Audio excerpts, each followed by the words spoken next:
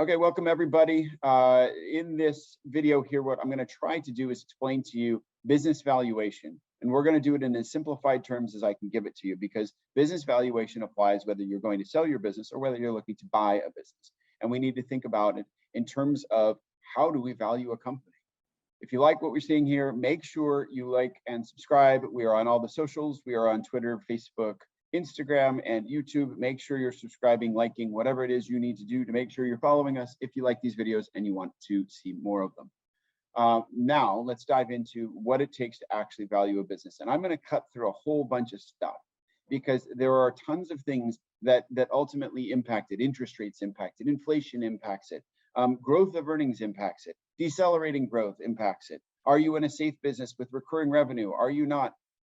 Ultimately, I'm going to teach you a very simple way to think about this that's going to cut through all of that type of stuff. And it'll help you value a business, whether you're buying or whether you're selling a company. So the thing to think about is always, what is your absolute, if you have $1 and that dollar is going to go get invested somewhere, what is the absolute least risky place you can go and invest it? Well, the least risky place, according to every other financial metric, is the US government bonds. So where are they trading today? Well, the US government 10-year bond is trading at roughly 2% today. So if you take $1 and you give it to the US government, they're going to pay you 2% on that dollar for the next 10 years, and then they're going to give you your dollar back. Well, what does that mean in terms of an earnings ratio? Well, if you think about it, that's 50 times earnings, isn't it? Because it takes you 50 times to get back your dollar. So 2% is a 50% earnings ratio. If you start going up the ladder and you buy more corporate bonds and you get a 4% rate of return, that's a 25% or 25 times earnings. As you get riskier and riskier with your asset classes, you go up into real estate, you go up into stocks and bond, other stocks, big company stocks, little company stocks, you start getting into private company investments, or maybe even venture investing, which is the most risky type of investing you can do.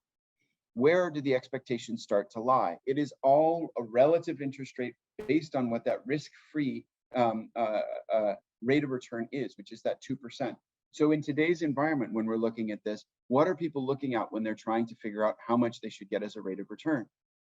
Well, probably somewhere in the neighborhood of, I don't know, 20% as a rate of return if you're buying a small business. That's probably a minimum target. What does that mean in terms of a multiple of earnings? It's a 5. They're all divisible by 100. Makes it very easy. If you're trying to target a rate of return, or if you're trying to back into some sort of multiple of earnings, you just divide it by 100. And it makes it very easy to figure out either way, wherever you're going. So small businesses are typically going to need somewhere in the neighborhood of a 20% rate of return. But what if my small business is very predictable and it's recurring revenue and I retain 99% of my customers all the time? Okay, well, then maybe you don't need a 20% rate of return. Maybe you only need a 12% rate of return on that business. What does that mean? That's an 8 times earnings multiple. Oh, okay. So it is an estimation of what you need as a rate of return to compensate for the increased risk you're taking versus what you could get if you just gave the money to the US government and took a risk-free rate of return. So when you're thinking about valuing a business, you can factor in all of these other components, but ultimately the goal is to figure out what rate of return do I need, or what rate of return do I need to provide if you're selling a business to somebody based on the overall risk in this business versus the risk that they could get if they went and put it in US government bonds. And again, the easy way to do this is if you figure out your percentage, you divide it by 100. If you figure out your multiple, you divide it by 100 to figure out your percentage. It goes both ways, and it's very, very simple. And that's an easy way for you to figure out what your business is worth, figure out businesses you're going to buy are worth, and what ultimately you need to do to create less risk in your business to drive value up. Or if you're buying businesses, recognize the risk that's in the business so that you drive the value down. I hope this has been helpful. Again, if you like what we're seeing here, you like what we're talking about, make sure you like and subscribe on all of these Instagrams, Twitters, Facebooks, YouTubes, everywhere, all those channels. We would love to have you see more of this kind of content in the future. Thanks again for listening.